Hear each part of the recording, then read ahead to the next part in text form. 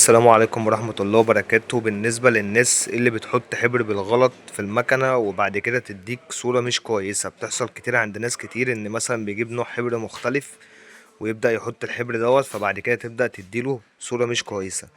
الكلام ده بيمشي في 40 35 والبرنترات الكيوسيرا وكل انواع الكيوسيرا يعني. انا دلوقتي هطلع لك صورة عشان اوريك دلوقتي موضوع الأرضية او المشكلة دوت. اولا تلاقي الظهر بتاع الصورة شكله بالمنظر دوت، ده كده معناه ان في ارضية مش كويسة. تيجي نبص على الصورة زي ما انت شايف كده، بعد ما كانت كويسة جدا بقت ملطشة وفيها سواد. هي دي الارضية اللي بتظهر في معظم الاجهزة بعد ما انت بتبدأ تحط حبر جديد. انا عارف ان انت جايب كيس حبر كويس وكل حاجة، بس انت حطيت حبر على حبر فأدت المشكلة، يعني أدت ان ده يحصل. فاحنا دلوقتي عايزين نحل المشكلة. المجموعة دي عادي جدا زيها زي مجموعة البرينتر بالظبط، هي دي مجموعة عادية خالص. هتلاقي لو عندك برينتر كيوسيرا هتلاقي عندك نفس المجموعة دي بالظبط، هي. وبرضو في المالتي او في ال50 30. طب احنا دلوقتي عايزين ان احنا نحل المشكلة دي. هنطلع علبة الحبر بتاعتنا.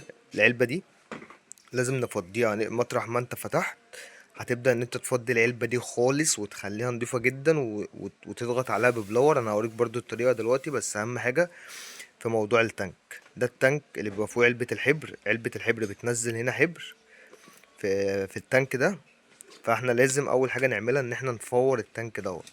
طيب عايزك بقى تراقب معايا ازاي هطلع التانك ده هنا. معلش تعالى كده عشان نبقى ايه لسه واخده بالك. هنا الجنب ده برفع كده سنة قدام، بزقه لجوه اهو. تمام، طلعت الجنب بتاعي احطه على جنب. فانا عايز اطلع التانك ده، الكابل بتاعه اهو. شد الكابل كده، وهنا في لوك الحته دي. معلش انا اسف يعني لو التصوير مش واضح. اللوك ده بقوم جاي شده كده وزائق كده ايه التانك ده، مطلعه كده. انا اصبح معايا التانك ده هتلاقيه في البرنترات وفي المالتيات اللي هي ال40 35 وال50 30 واي برنتر كيوسيرا. هو ده شكل التانك اللي بيحصل فيه المشكله. طب احنا هنحله دلوقتي مع بعضينا. تمام، ادي المنظر اصلا بتاع الرول، باين ان في علامه اهوت ومتدمر خالص. فاحنا دلوقتي هعلمك ازاي ان انت تقدر تفك التانك ده وتقدر ان انت تظبطه. دلوقتي التانك معانا اهوت، بيبقى فيه هنا ادي واحد البنه دي، ادي اتنين، وفي ظهر التانك ادي تلاتة، ادي اربعة، ادي خمسة. احنا هنبدأ اول حاجة بالبنة دي اهي. ادي بنة اهو كده. انا رحلت البنة دي فك عادة كده، وابدأ اخد البنة التانية والبنة اللي ورا، بنة النص. الفيديو اللي انا بعمله لك ده صدقني مش هتلاقي حد بيعمل لك الطريقة ديت ولا بيعرفك الصح، واغلبية الناس هتشرح لك كده شرح اي كلام بس مش هتستفاد من الفيديو. فالفيديو ده فعلا هتستفاد معايا فيه. كده انا فتحت التانك بتاعي، ده شكل التانك بيبقى جواه حبر. هبدأ ان انا افضي الحبر ده في كيس مثلا زي ما انت شايف كده، افضيه كله كامل.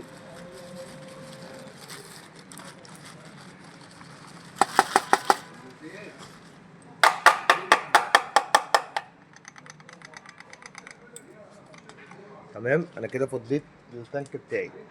دلوقتي بقى المفروض ان انا مثلا اديله بلور على كده. محمد معلش.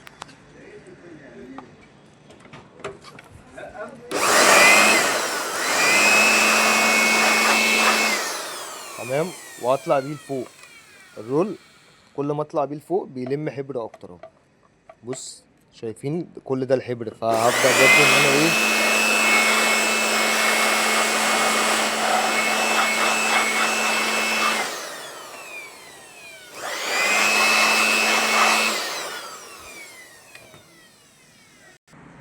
طبعا انا بعد ما نضفته كويس جدا بتأكد ان انا لما باجي الف الرول دوت مش بيبقى فيه اي مثلا حبر قديم او حاجه، وبخبط عليه كده عشان اتاكد ان مفيش اي حبر. كده انا التانك بتاعي بقى نضيف وبيلمع ورجعته جديد.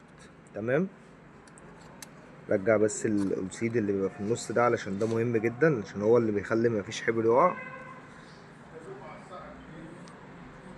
انا بوريك بالتفاصيل بالظبط تعمل ايه علشان ما تبقاش في حاجه فاتتك في الفيديو. صدقني الفيديو ده مهم جدا وهيفيدك جدا جدا جدا. تمام. ببدأ ان انا اجيب بقى كيس الحبر اللي خلاص الكيس ده انا اللي هستخدمه مثلا بعد كده خلاص في الايام كلها، هو ده الكيس الجديد اللي انا هستخدمه. انزل شويه من الكيس في التانك زي ما انت شايف كده.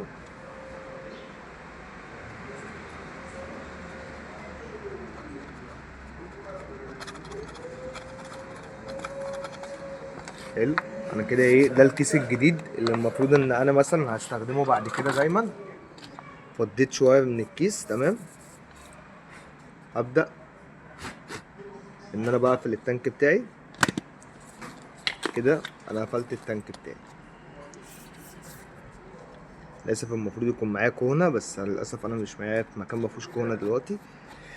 ادي كده تمام. الرول رجع اتكسى تاني. هرجع بقى اركب التانك بتاعي في المكنه تاني وهطلع صوره. طبعا مش هحط علبه الحبر، لان انا لو حطيت علبه الحبر فاصبح كده ان انا خليت الحبر البويز في العلبه رجع تاني على التانك، فاصبح ان انا بوظت الصوره تاني. فانا برضو كمل معايا الفيديو وانا هفهمك بالظبط تعمل ايه. ابدا ان انا امسح الرول بتاعي الكهنه كده كام مسحه، بحيث ان انا يبقى الرول شكله نضيف بس كده. تمام. وابدا ان انا اركب التانك بتاعي تاني. قرب مني كده.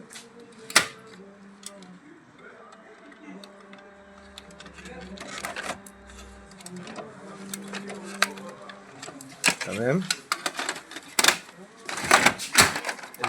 المكنه اللي عند نبيل دلوقتي انا بعد ما ركبت التانك بتاعي مش هبدا ان انا بقى احط علبه الحبر. علبه الحبر عندي ايه بس لسه لازم افورها علشان هي اكيد جواها حبر بويز. فانا هشيلها على جنب كده لحد ما اجرب الاول واشوف موضوع التانك. تمام. اخش اطلع تيست ريبورت كده من المكنه. هدوس على الزرار ده، بعد كده ادوس على كلمه ريبورت. ريبورت برنت ستيج بيج. تمام. ابدا ان انا اطلع تيست علشان اشوف المكنه بتاعتي هل الصوره ظبطت ولا لسه فيها ارضيه. طبعا احنا كنا شايفين الصوره القديمه اهي. دي الصورة القديمة. بص شكلها عامل ازاي. ممكن تقرب كده من الصورة.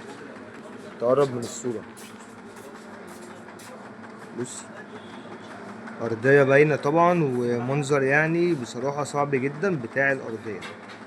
أنا على فكرة الفيديو ده بتابع معاك خطوة بخطوة، ما عملتش حاجة بس بتاخد وقت، لأن المفروض دلوقتي يكون فيها علبة الحبر بتعوض، فهي بتاخد وقت دلوقتي لحد ما هتبدأ تطلع معايا التيست. بس إن شاء الله بعد ما أفور علبة الحبر برضو وأحط لها حبر جديد هتظبط. أهم حاجة أنت لما المعلومات بقى اللي لازم تاخدها في الفيديو ده، لما تفكر تجيب نوع حبر جديد ما تفكرش ان انت تحط حبر على حبر ابدا. تعمل ايه؟ تطلع العلبه دي تشيلها على جنب بعد ما تفضى خالص، وتستنى لحد ما المكنه تبدا تديك ريبليس تونر او ادنج تونر، معنى كده ان هي خلاص فضيت خالص. فتبدا ان انت تحط لها بقى الحبر الجديد علشان ما يبقاش حبر على حبر. والفيديو دوت طبعا انا شارح فيه كل حاجه ببساطه. مش شرط تكون فني او مهندس عشان تعرف تعمل الخطوات دي. ممكن تكون عميل عادي جدا او عندك مكنه في البيت وتقدر تعمل الخطوات دي كلها، عشان انا عارف ان موضوع الارضيه ده بيظهر كتير عند ناس كتير وفي ناس ما بتقابله. وطبعا انا بستأذنك انك تعمل اشتراك في القناه ولايك للفيديو عشان يوصلك كل جديد، واساعدك في حل الاعطال. ولو محتاج اي حاجه بتكتب لي في الكومنت ان مثلا عندي عطل كذا. دلوقتي لو لاحظنا كده الورقه طلعت معايا ما فيهاش ارضيه شبه القديمه. نيجي نبص على الصوره. عايزك تبص على الصوره كده معايا. بص هتلاقي الصورة خلاص ما فيهاش كلمة. رجعت جديدة تاني. يعني انا كده رجعت تاني الصورة زي ما كانت. طب الصورة دي هتبوظ امتى؟ لو انا حطيت علبة الحبر فيها الحبر البويز اللي هي دي، فيها الحبر البويز. طب انا اعمل ايه بقى دلوقتي بعد ما احنا طلعنا صورة كويسة جدا واتأكدت ان التانك تمام وخلاص كده المكنة استقرت والصورة بتاعتها بقت كويسة؟ هبدأ ان انا افضي علبة الحبر ديت. هفتح بقى الفتحة اللي انا فتحتها ديت، وهبدأ برضو ان انا افضيها خالص واديها بلور واخليها بقى نضيفة ما فيهاش نقطة حبر. وبعد كده هبدأ برضو ان انا احط لها الحبر اللي انا اشتريته اللي هو جاي من الكيس. هبدأ بقى ان انا احطه. ولو تسألني تقول لي احسن نوع حبر ممكن احطه للمكن المكنه دي او البرينتر، اقول لك الانتجرال، بس هو غالي طبعا، بس هو كويس جدا وبيعمل كونتراست عالي، وبيخلي موضوع مثلا كلاكيع الحبر اللي بتظهر في المكنه ديت قليله جدا. فاتمنى يكون الشرح عجبكم، وما تنساش تعمل لايك للفيديو واشتراك في القناه، وتكتب لي في الكومنت هل استفدت ولا لا، وهل لو في حاجه واقفه معاك، وان شاء الله لو نقدر نساعدك في حاجه ان احنا نعمل لك فيديو هنساعدك. والسلام عليكم ورحمه الله وبركاته.